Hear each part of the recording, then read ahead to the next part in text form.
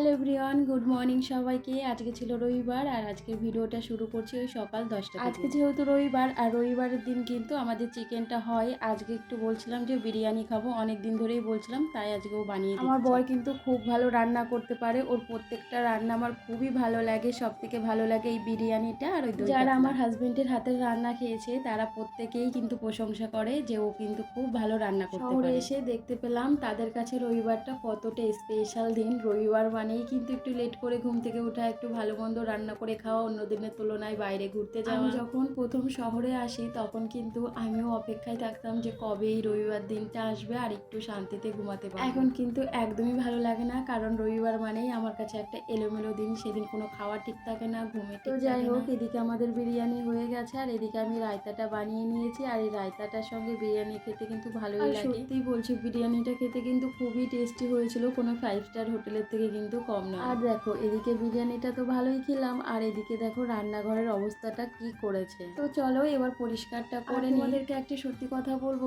এই যে ভিডিওটা এখন দেখছো, এই ভিডিওটা যখনই ছাড়বো সেটা তো অনেকেই ভিডিও নিয়ে না জানি কত লোকে কত সমালোচনা করবে, বলবে এই ঝুমা ওর বরকে দিয়ে রান্না করে খাওয়ায়, এই দেখ ঝুমা কেমন শর্ট শর্ট ড্রেস পরে। কি মাথা ব্যথা আমাকে নিয়ে সেটা তো আমি একদমই বুঝতে পারি না, কারণ আমি ভালো থাকলেও তাদের অসুবিধা, খারাপ থাকলেও তাদের অসুবিধা। যে দাদুটার ভিডিও তোমাদেরকে দেখালাম, এই দাদুটা কিন্তু রোজ তার বউয়ের কাপড় এইভাবেই কিন্তু মিলে দেয়। এইসব দেখলেও না একটা ভালো লাগে। ভালোবাসার যে কোনো বয়স হয় না, তারই একটা উদাহরণ।